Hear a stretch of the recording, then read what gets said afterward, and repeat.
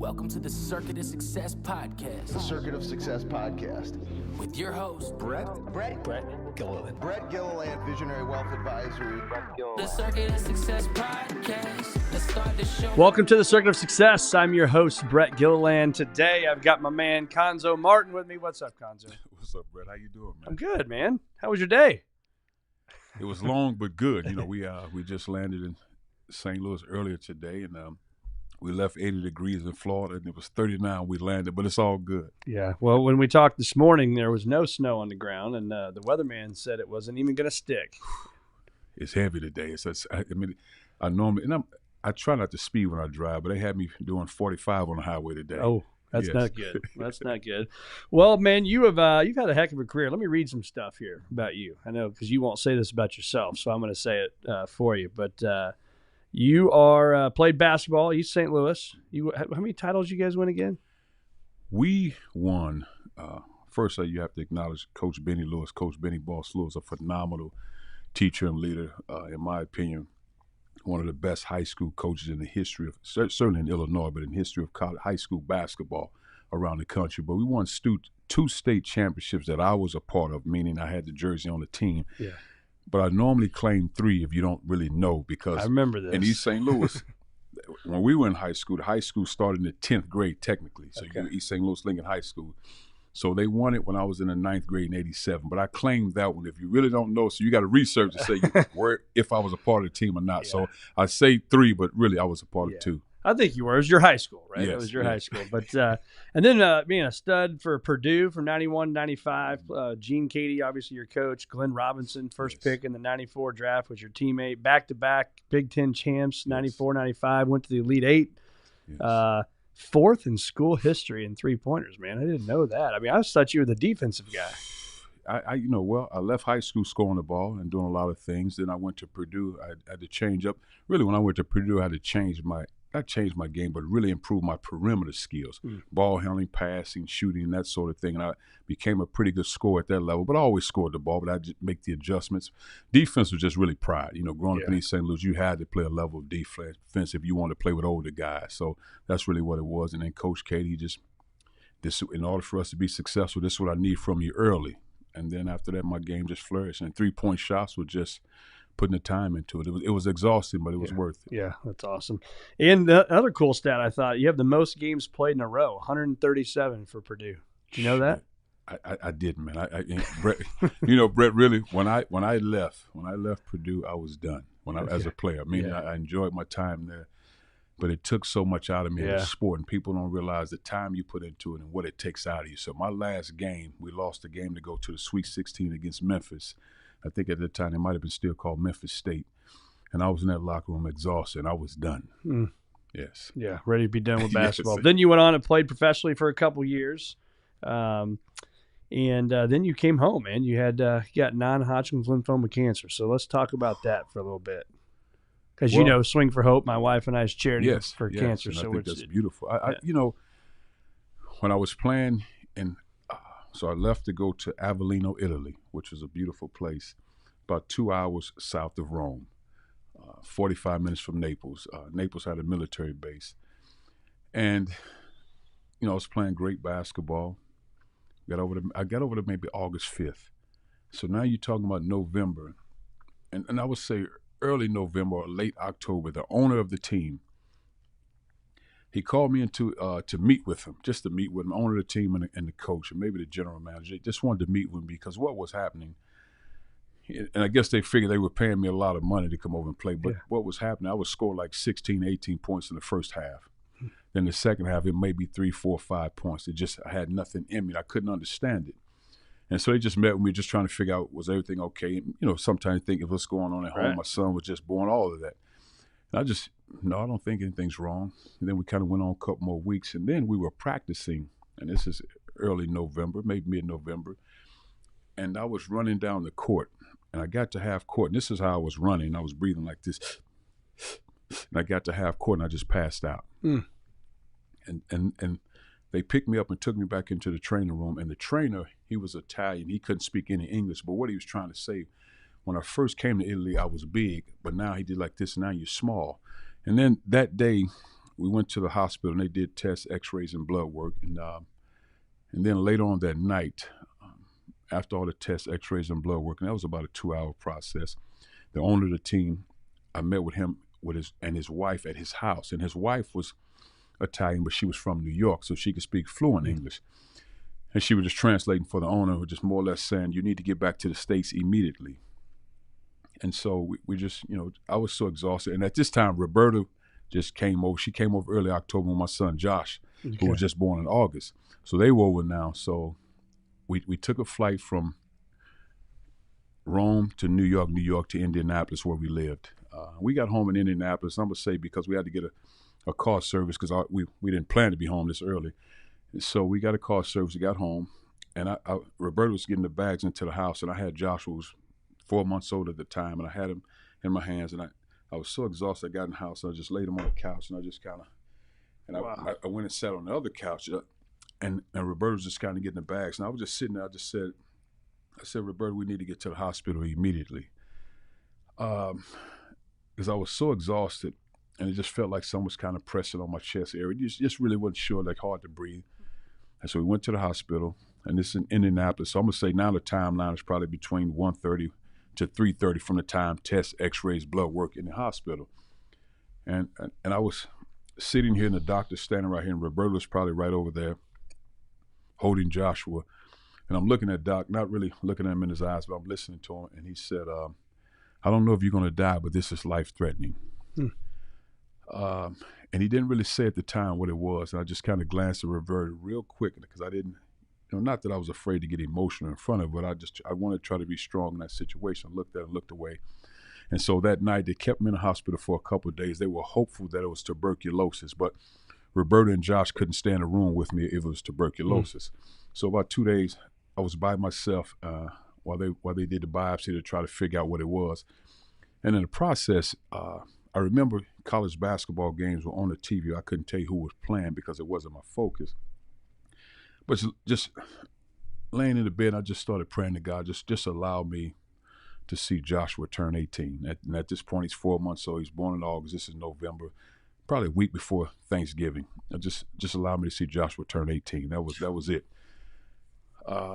Then they come back a couple of days later, and they said it's a form of cancer, non-Hodgkin's lymphoma.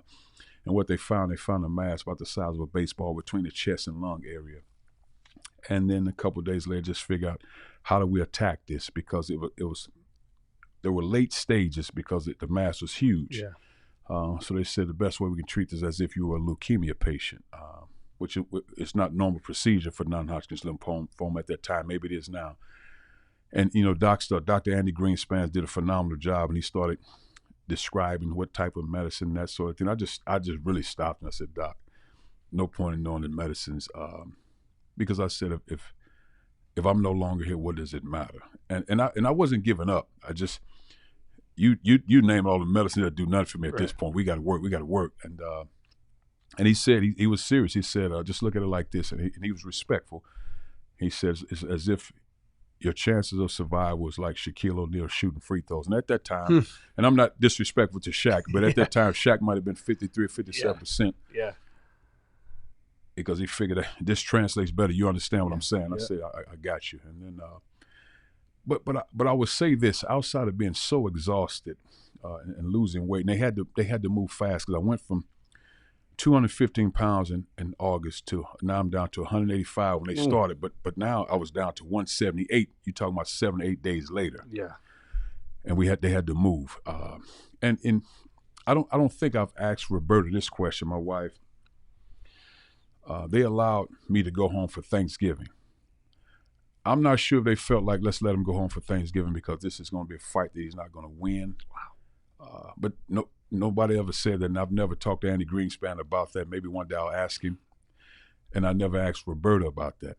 But I just started when these questions started to come up nowadays, because you coaching for someone, you're just coaching. Yeah. But then when you have time to sit back and reflect, you reflect on a lot of things that you missed in life, and a lot of things that God kept you away from, a lot of things that you endured but overcame, and you try to find peace in it all.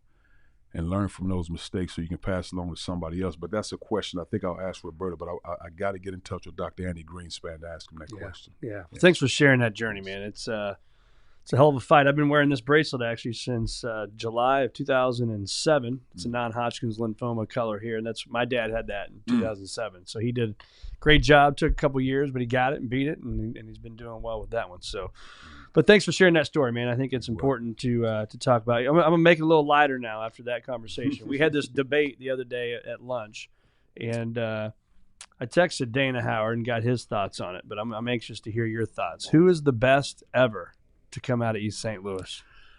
Oh, man, that's a great question. I always try to be respectful of the ones that in the 50s, 60s, and 70s. A lot of them I don't remember seeing, but you heard the names, so I want to be respectful.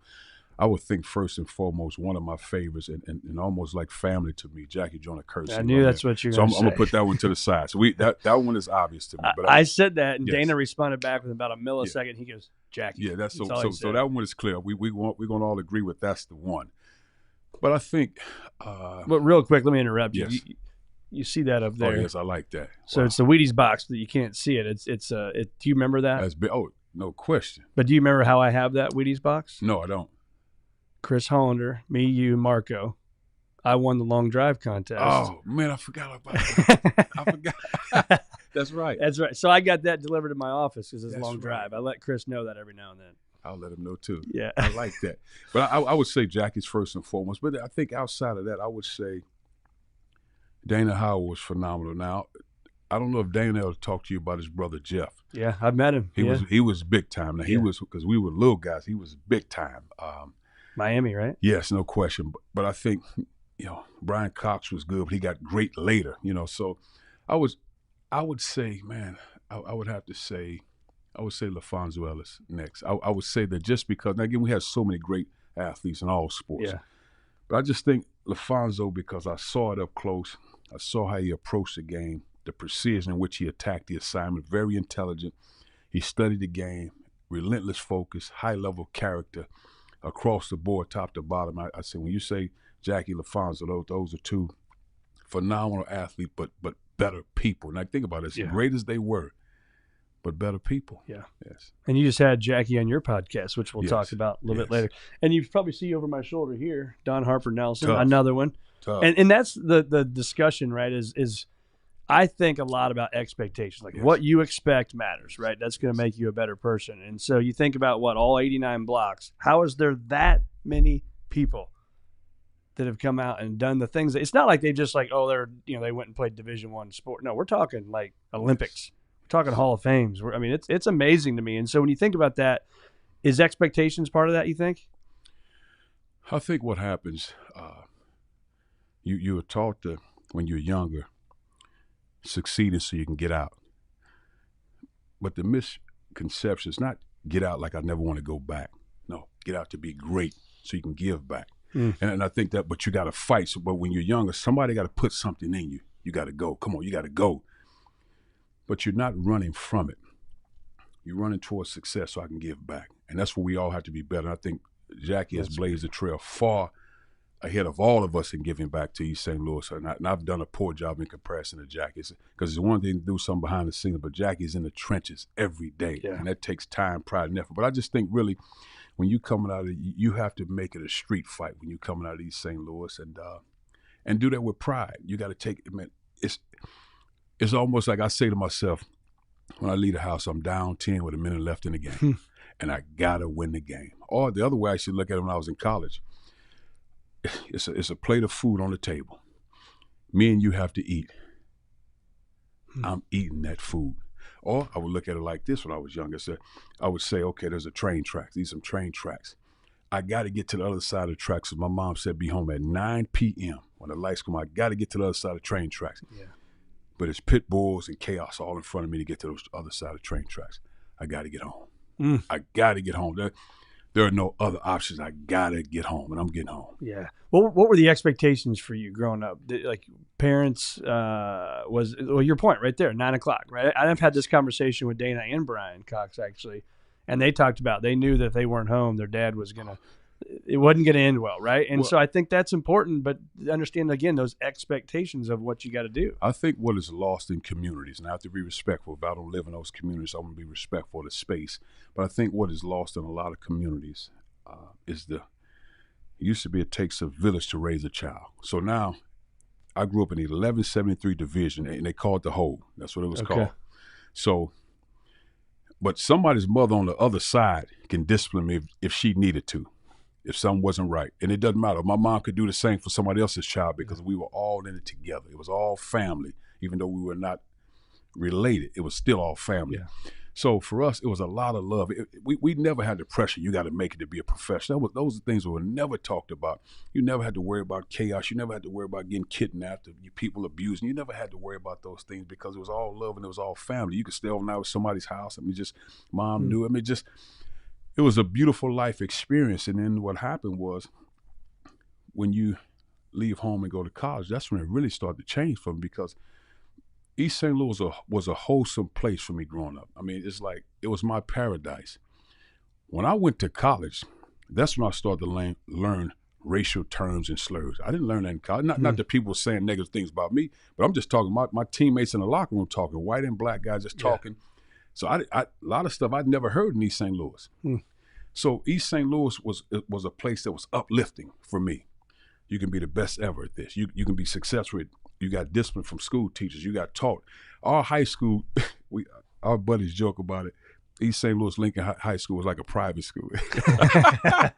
But it was that level of energy. Yeah. We had a phenomenal principal. Mr. Bailey was a phenomenal man. He was a warrior from the standpoint. Yeah. We're going to do this like this. We didn't have a lot of fights. It was very little chaos like that. And again, my mind could have passed me by, but I don't think we did a lot of fighting in anything. We had a lot of energy. We supported everybody. We supported volleyball, baseball. We had one of the best jazz bands in the country. Wow. That was East St. Louis Lincoln. That's amazing. That's absolutely amazing. So let's talk about leadership because you talk about the principal and whether you're leading a basketball team, a business, whatever it may be, leadership's important, clearly. How do you define that now in your life? Well, I think the first thing for me when it comes to leadership, because I think when I was a little guy, 4th and 5th grade, even the gym teachers felt like I had the ability to lead at a young age. And I've never taken that for granted. I think the first thing when you're talking about being a successful and a great leader, you have to have a level of compassion. Because I think a leader that lacks compassion is very dangerous. If the bottom line is just making money, that volcano going to erupt at some point. Yep. You have to value your team. But even in that, there still have to be tough lessons. There have to be tough conversations because we have a bottom line to be successful as a team. But here's what we need to do to be successful as a team. Let's be the best version of us every day. I always struggle with whenever somebody asks me a question about leadership, I always say we. Because my team went to fight together. Mm-hmm. Now when things go bad, I'll say I. That's natural for me. That's not scripted. Like that. Yeah. That's just in my soul. But again, for me, leadership, there was so many people I learned lessons from a leadership standpoint. But the most valuable lesson I learned from my mom. We're talking about a lady who was a maid, but she also worked at a sports bar at night. Exhausted, and this is years, but finding time to be at home in time, to see her kids off to school. Didn't make a lot of sporting events. And so if she didn't make the event, that means she was working. Yeah. But I rarely heard her complain. I'm not sure how many times I've really ever seen her cry. Excuse me, she didn't beat us down. She didn't use cuss words. None of that. Just dream big. Try your best. Work hard every day. Just simple things. And now they hold true today. Dream big. Try your best. And what she taught us just to have confidence within. You don't need validation from everybody else to know that you're good. Yeah. Just be a good person. And it's amazing how we didn't go to church growing up. I think we didn't want to. Probably didn't have a lot of clothes because at that time when you go to church, you got to have a suit and tie. We didn't have all that. And again, we weren't poor at all, but we didn't have that. So it wasn't a lot of God. But when you have balance and structure in your life, you run toward God. You don't realize it, like you're moving toward that way. Then all of a sudden there's balance, there's peace of mind. And all of a sudden, whoa, here we are 15, 20 years later. And it comes out of you. And Proverbs 3:5-6 says, trust in the Lord with all your heart and lean not on your own understanding. That's very hard in the world we live in. because you want to do it your way. Well, God, you say lean on you, but I'm struggling right now. So when do I make this own decision? When you say sit back, God, you know my purpose. You have my purpose in mind. So when I take the next step, you said, because faith without works is dead. Yeah. So when do I know to work? When do I know to sit back? That's very hard. But how do you learn it? You stand that word. You stand that word. You pour yourself in that word. You die in that word, and all of a sudden you end up, you're in heaven. Yeah. Every day. Don't you think that's your values connection though too? Like you didn't grow up going to church, but your mom, there was a set of values, right, that the Martin family stood for. What was that? No question, but also, I want to be clear here. You don't have to go to church to believe in God, because what I say all the time, there's God. Well, he's the source. So the pastor, the bishop, the minister, they're professors of the class. They're not God. It's the same thing. I can go right to the source. I'm going right to the source every time. Now, I respect the space of pastors, ministers, bishops, because they put the time into it. Yeah. And now when they fall and make mistakes, that doesn't mean they're bad. Yeah. They made a mistake. They're human. That's why I still go back to the source. I'm always with the source. And then, again, because I don't understand this, God, you said this, you said trust. God, I'm struggling with this. Keep reading the word, keep studying the word, and all of a sudden you grow into the word, and the word becomes you. Your values line up with every day. But what happens is, everybody talks about their character. Man, I got great character. I got great character. Well, you don't know your character until you test it. See, when you test it, all of a sudden, Brett is married. Oh, Brett has great character. He's been married for this many years, and all of a sudden, well, has he been tempted by sex? Right. Has he been tempted by money? So we don't know his character until he's tested. That's right. And I think just like all of a sudden I get into coaching. I've been a man of integrity in the coaching world, and all of a sudden somebody offer you a job, and all of a sudden, man, you got a chance to get no one player in the draft. You got a chance to get this guy, but it's going to take $1 million on the table. You willing to do it? My character's been tested. Yeah, I'm gonna pass on that one. Everybody talks about it until you have to go through it. Yeah, and when you go through it, we'll see. Yeah, what's that look like for you? Are you doing that you do it every day, right? You get into the word, but is that a process of your morning routine? I assume you're doing that every day. But that's my life. But what now? This would. Forgive me if I don't answer that, because I'm gonna come back to it. But what happens, like one of my former players right now, he's really committed to it now. He's like, Coach, I heard you for years. Now I don't push that on anybody. Yes, but Coach, I hear you. And I feed him stuff. I feed him all the time. And I'll read some of the stuff I sent him. But for me, it's like, okay. So I get up about 4:35 every morning. Now, when I was coaching, I was 4:35 morning, whether I liked it or not. Right. It's just you up, eyes wide open. What's the next thing? Well, now I'll go to bed at 7 p.m. My wife and daughter laugh at me. I'm knocked out sleep. Old man Martin over there going to bed. A great slumber, but I'll get up and life is great. But for me, it's not necessarily a prayer that I sit there and say I got a scripted prayer, because I have a relationship with my Father. There's no script to it. Right. I can pray all day long when I'm riding in the car. I don't think there's an hour that goes by where I don't talk to my Father. I really don't. God, I love you, man. I appreciate you. Why does this have to happen? Why do we struggle? Why have blacks had to roll so tough? All the time. Yeah. Because if he was my father, I can talk to him like my father. Yep. I'm not disrespecting or mistreating. We're having a conversation. Educate me so I know when somebody asks me this question, I'm better equipped to handle it. If you don't need me to know, then let me know you don't want me to know. But my prayers are throughout the day. I love that. And it's like, I for about 10 years, I would read the Bible in a year. But I would never finish. I might get lucky January to April. Or I might start November to December, and all of a sudden to February. But for 10 plus years, off and on. This is the first year I've been consistent. So I'm consistent right now. And it just, because right now you read how mine is structured.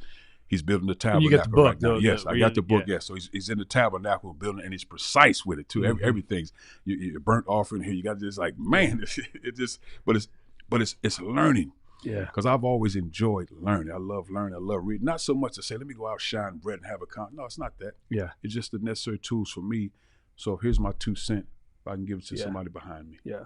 Well, I think that, and we'll talk about this maybe later, but the impact I think you're making now obviously made a great impact as a coach. But man, I think the sky's the limit for what you're going to be doing, because you are, I think, of people I know and people who've done this podcast, you're one of the deepest thinkers that I've been around. And it's not a BS deep thinking. Like, it's genuine, man. Every time I talk to you or text you, see it, that's how it feels. And I'm not just saying that because you're here, but where do you think that comes from? Because it's not easy to have that and always have that conversation and be a deep thinker and be a student of the game.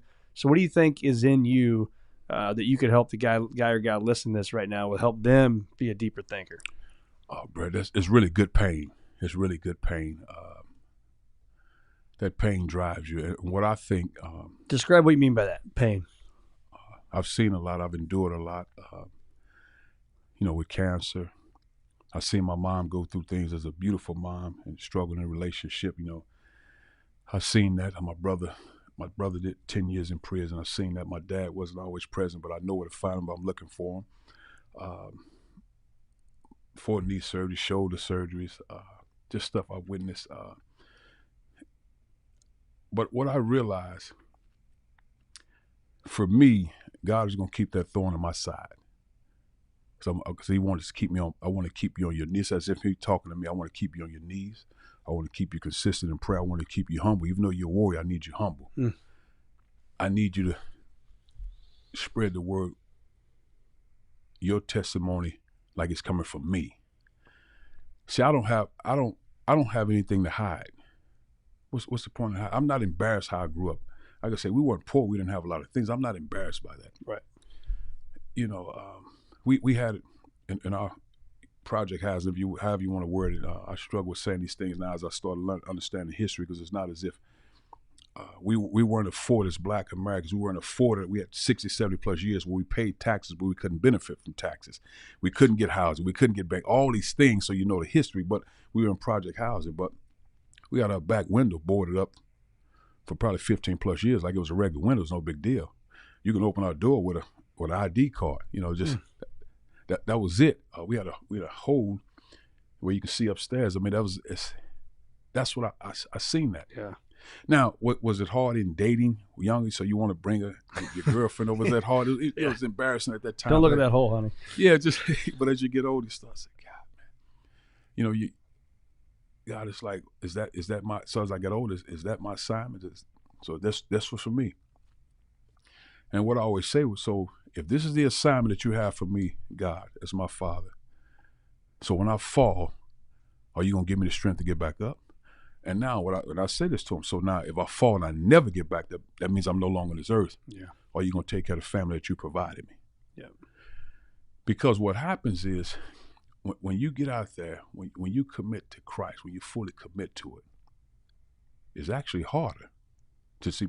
That's why a lot of people run from that. I want to stay safe. This is safe right here. When you commit, say, no, this is me. So you open up chest with Christ with the C on it. Now you're standing out there. Yeah. Are you strong enough to stand in it? And all of a sudden, don't get me wrong. There are years my knees buckling, but I got to stand in it. Yeah. I got to stand in. You got to be strong.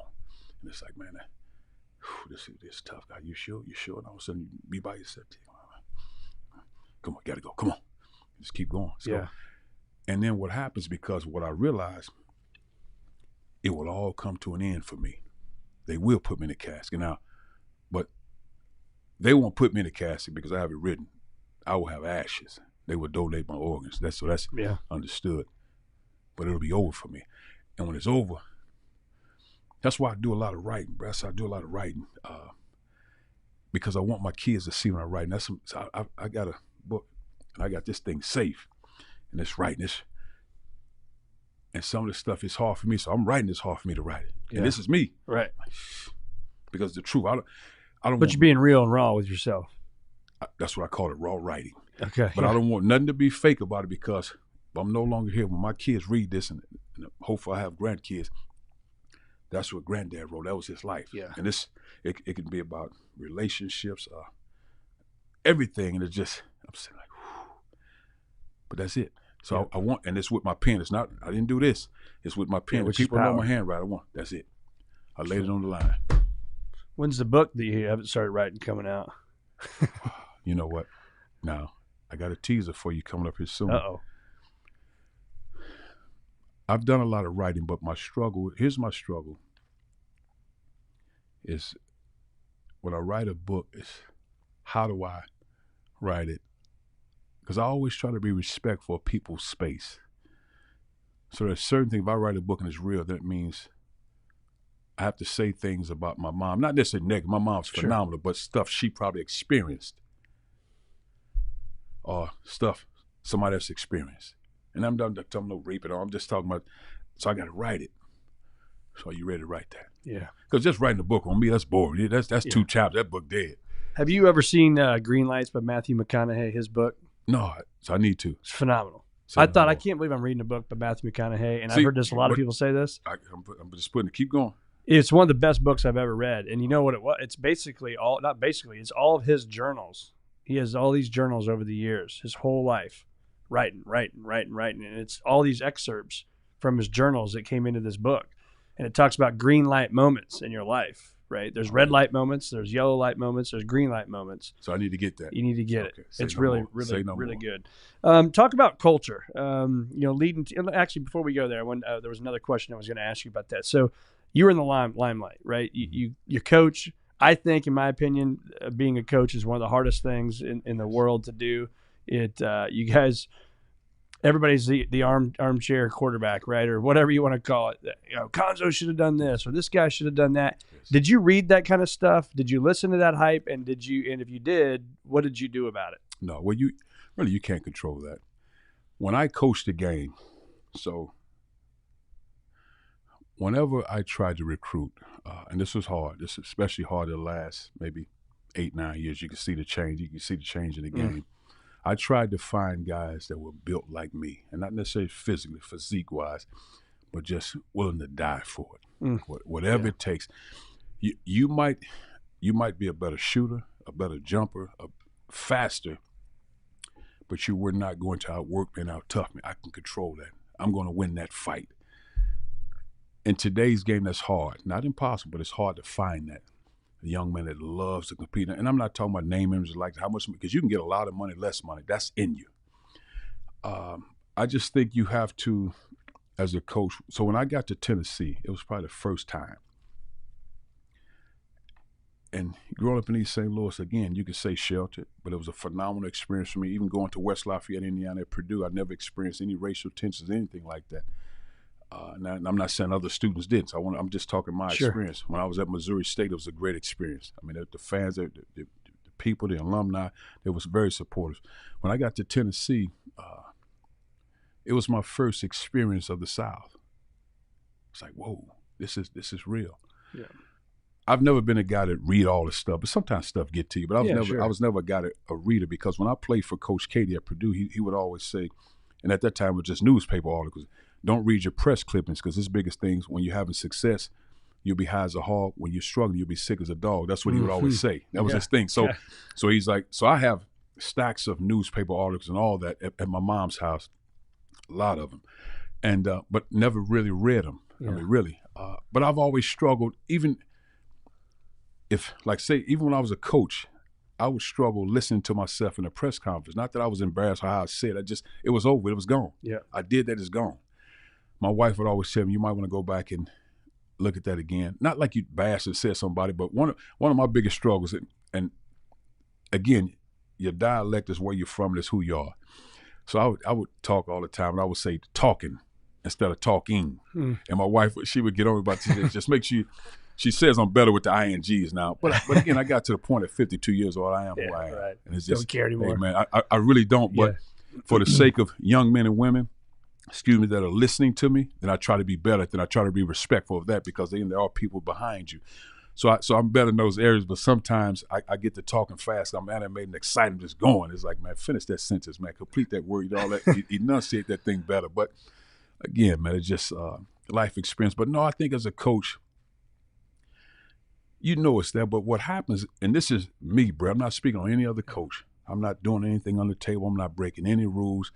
I would imagine, now again, who knows?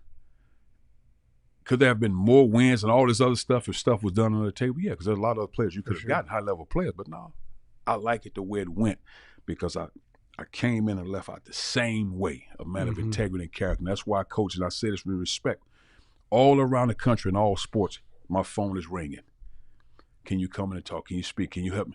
All of that. And I'm behind the scenes helping a lot of people. And as you should. Yeah.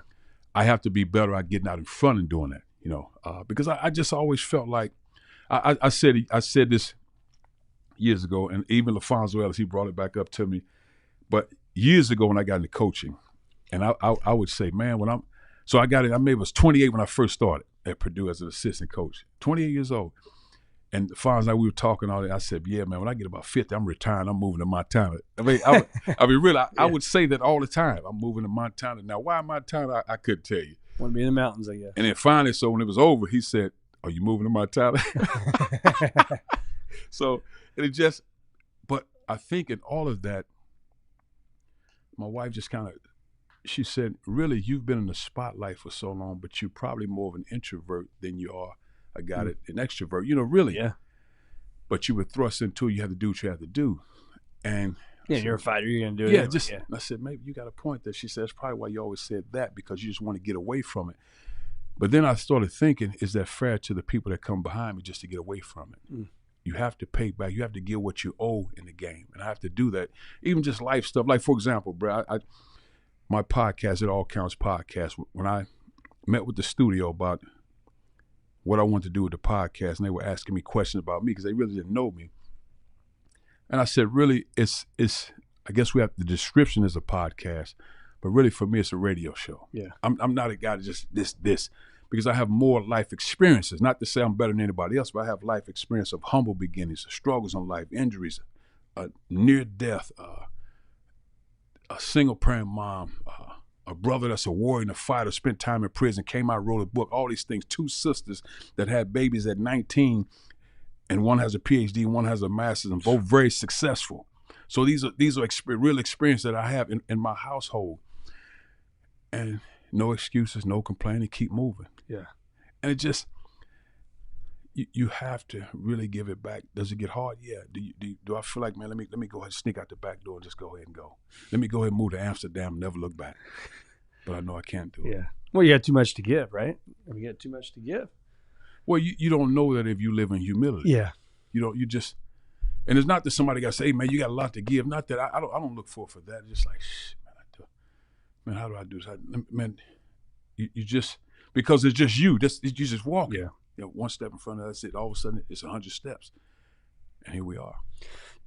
I think you would agree with this. So clarity precedes mastery is what I always say. So I think, you and a pen and paper probably writing down, Cuonzo's life mission in life, whatever. Do you think that would help of what's next for you? And maybe you already know that. I'm not saying you don't know that, but do you think that would help and how you could go out and make a difference like that? No question. Now, there are a lot of opportunities presented. I would say this March, April will be the turning point of me for the next however many years I'm on this earth. Mm. And obviously there's a plan in place either way. So there's a lot of writing for that, leadership writing. So now, if anything, I've written leadership. There's a book that's written on leadership. Now it's just a matter of when you decide to produce it, tighten some screws up here and there and go. Yeah. I've written things on movie scripts, not necessarily a whole movie script, but 10 or 15 movie script, 20 minutes, all of that. And this is real. It's just a matter of where you want to go next. Because again, I'm not pigeonholed into this. I was blessed to be a basketball coach because I think I've always been a gifted leader. But there's a lot more in my tank, and there's a lot more I can give and I have to give. Yeah. And it's just a matter of, hey, man, go ahead and do it. Is that in the coaching world? Could be. Yeah. Could be. If not, if it's never again, it's never again. And you're at peace with that. Yeah. The thing I think I will always struggle with if I'm not on the sidelines is just I don't like, but I love to see a young man get better. There's nothing more, outside of my children and my wife, there's nothing more beautiful than to see a young man get better. To see a young man go from this to that on the basketball floor, to see a young man that's struggling in the classroom to get a degree and have a successful career in life. That's a beautiful feeling for me. And I've always said, man, when you're doing those things at the level you need to do them, man, you're doing with integrity, character, you have structure and boundaries. Man, you playing a game. You never have to look at the scoreboard. Yeah. It took care of itself. It took care of itself. Yeah. Let's get out of here. We already know. We already won the game. Yeah. That's it. That's life. Yeah. So let's talk about basketball for a second. So, and again, we'll go as far and deep in this as you want. Yes.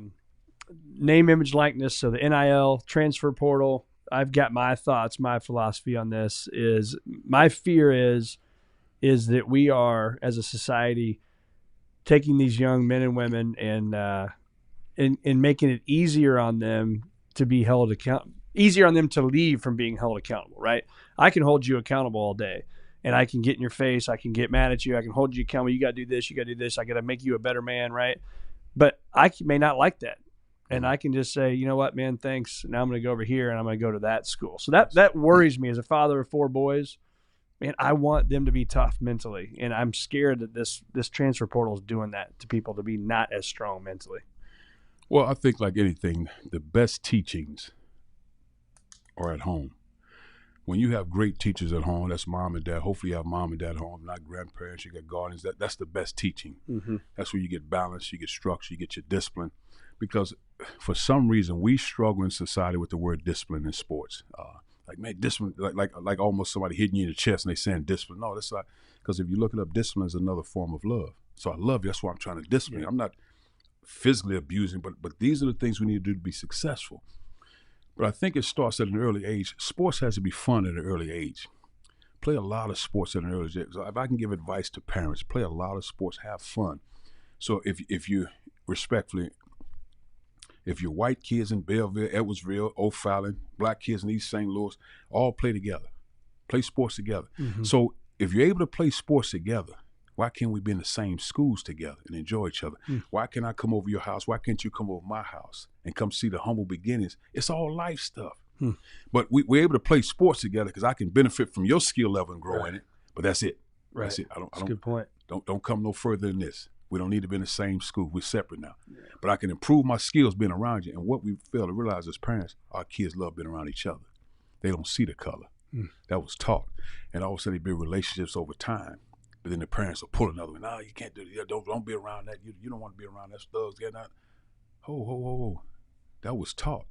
We have to stay away from that. Because you don't wake up thinking that, or you're not born thinking that. Not at all. It's like, man, how do you do that? I mean, because all we really want, Brett, if I'm a father, whether I'm a guy that makes 9 to 5, making a living for my family, all I want to do is put my kids in the best situation to be successful. I want them to have 3+ meals a day. Some choose 4 or 5, however you have your nutrition, diet balance is nowadays. There's so much stuff.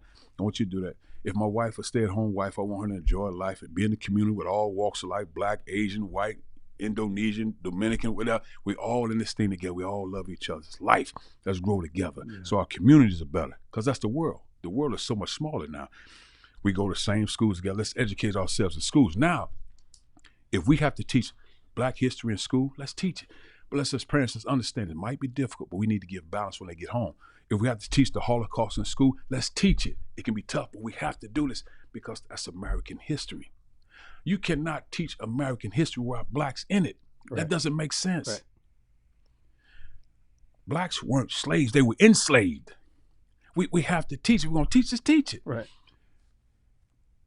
How do you teach history in the United States of America without teaching black history? Yeah. And it really shouldn't be called black history, just American history. Right. This is, however we started, this is American history. Now this one here is going to be a bumpy road. Teachers, we send out an email to everybody. This is what we teach it. Let's have balance when we get home. We have togetherness. We have love. After this, we're going to give snacks to the kids. We're going to go out and play some sport. But we got to teach it because they got to grow. This is a world. It's part of the world. It is. I mean, just like for example, Brett, this is what I struggle with. College campuses all around the country, phenomenal universities. I'm talking about predominantly white institutions, Big 10s, Big 12, all these. And I'm not talking about HBCUs. I'm talking about these universities. You have some phenomenal black athletes that play there. But then you look at the curators, the committees, rarely there are any blacks. Mm. If there's a black person on it, he's a Fortune 500 guy. His company's worth $100 million. Right. He's on it. We need him on, yes. What about that guy, Dana Howard, who's one of the all-time greats? What about him? You've seen where he came from. Look what he did for that university. What about him? He can't be on it. He don't have a pulse on the community. Yeah. What about him? His daughter go there now. Yeah. We give him back. So I think these are as the an things. Athlete. Yes, we have to be better at universities. But what happened is, it's real simple. When you don't care, then you don't care. And the only way you will care if pressure is being applied. And that's what has to change. I think a lot of universities, that's what has to change. When you look at administrations with the whole athletic department, why aren't these greats in the athletic department? They were great enough to play and have success and build this university, but you're not great enough to be a part of this because I don't respect you from the neck up. That's hard. I don't respect you from the neck up. Man. It's a great point. And I know you just had on your podcast too, Dr. Leonard Moore, right? And you talked about this and talked about Black History Month, right? Hey man, Dr. Leonard Moore. Dr. Leonard Moore took me to class. He's a phenomenal professor at the University of Texas. Teach African American history, Black history. But he educated me on a lot of things that I certainly didn't learn in high school, things I didn't learn in college, things I didn't learn as an adult, things I really start to grasp around the George Floyd murder. So I started to do more homework and more studying. So 2020 is right when I really started to grasp the history of blacks in America. Of course, you knew slaves, you knew that piece, right? But there was so much other stuff that was left out. And I read his book. His book is Teaching White People Black History. And I think all walks of life should read it because it's impactful. And he's educating blacks, he's educating whites. I mean, he's talking about Africans that come to the United States. It's a phenomenal book, and I will, and I said to him, I will get to his class because he has one of those classrooms with 500 students. It's hard to get him in. He has more actually white students than he does blacks. Wow. I mean, he's at that level. He's a renowned professor, yes. Texas, or no, we're just University of Texas, University yes. Of Texas. Yeah, University of Texas. How important is the power of no when you think about whether that's your time, your energy, whatever it may be? And I try to be intentional with my time. How do you feel about the power of no? I would say it to our players all the time, but it's easier said than done because I struggle with that at times.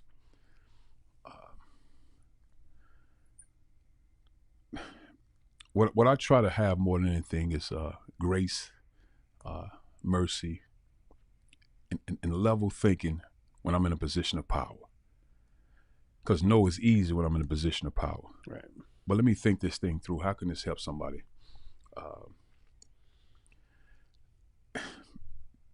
I say to players all the time, you got a chance to be an NBA player, have a successful career if you can say no. Most players, and I'm talking basketball right now, men's basketball, most players struggle, or the rubber meets the road, so to speak, Saturday after big win. Now, so I go out Saturday night, have a great time. We're off Sunday. So that means if I want to do some drinking, smoking, whatever it is I'm doing, Sunday's off, I can catch up and be ready for Monday. Well, all of a sudden, DWI, DUI. She accused the way he touched me. I just said no. Or you go somewhere on somebody else's campus, get yourself in a situation, street fight, and all of a sudden you're in a hospital, worse, you're in a casket. Seen a young man, and respectfully, young man that was at LSU, my second year, I think third year at Mizzou. He was on campus, another campus at a party, guy shot him, killed him. This guy was a starter for LSU just in basketball. It's like, wow. So it's really hard. I think now I will say it's the hardest thing ever nowadays to be a student athlete. Because you have money in your pocket, you have access, you have social media, people know who you are. There's Phones a level everywhere. of power. It is, but also, I think what's worse, most lack respect for authority. Now, whether they had the name, image, and likeness, money or not, they lack respect for authority. Yeah. Because what happened over the years, probably the last 10 years, in the homes, it used to be parenting. Now it's a partnership. Yeah, you're right. So now all of a sudden, mom and dad became partners as opposed to parents. So somebody's going to tell me what to do? What? Yeah, so now it's like, I'm my own man at 15. You at 15? Right. So now he gets to me at 18. Well, he's his own man. He has no rules at home. There's no curfew, none of that. I can do what I want to do. Well, now he has to find out in the hard way in life.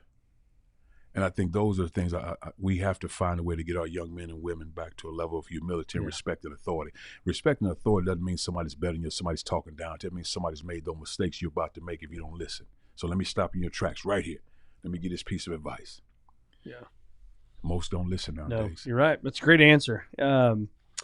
These, I got some. I labeled these as fun. They're all fun for me, but these are. I just started asking this the other day. So let's say you get reincarnated, you get to choose what you're coming back as. What are you choosing? Whew, that's a great one, Brett. Now, audience, Brett did not prep me for these questions. So That's right. He really didn't. So now I get asked about 3 times a year to get the questions ahead of time. I say nope. Nobody gets them. So who would I would have to say 2 people right Okay. now. Right now, I would say Martin Luther King and Harriet Tubman. I would. Because you're talking about the strength, and if it's a third one, Malcolm X. But those 2 I would say first because the strength and the resiliency. Now, just think about this, Brett. For example, Harriet Tubman is a woman. Now, women are powerful. So I want to be clear to all the women. I think women CEOs, you can be president, everything powerful. But as a woman, to escape slavery and to get from, I think it was South Carolina, if I'm not mistaken, so forgive me on that one, all the historians, to Pennsylvania.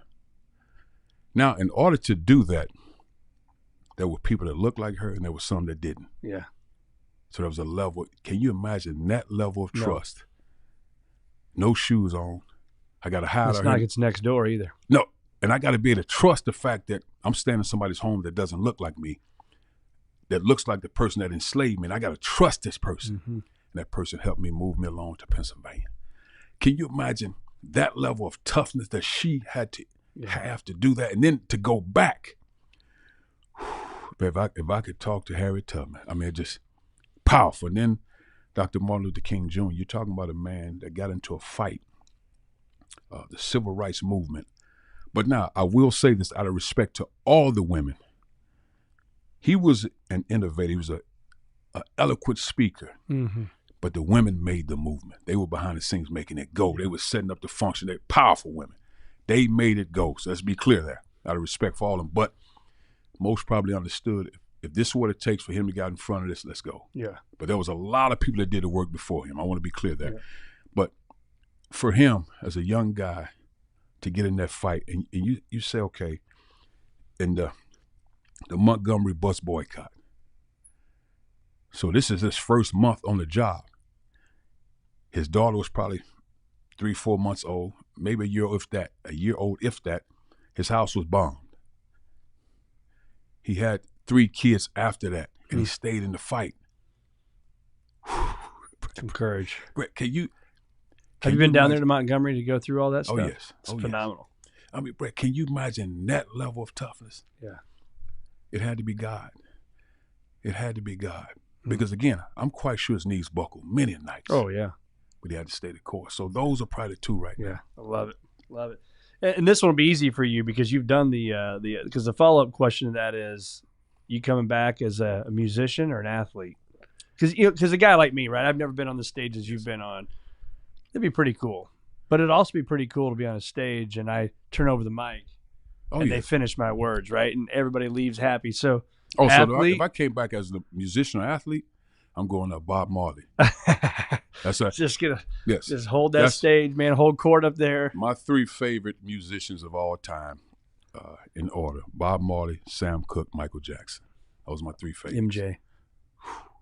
That was my 3 favorites. I used to dance like MJ in college.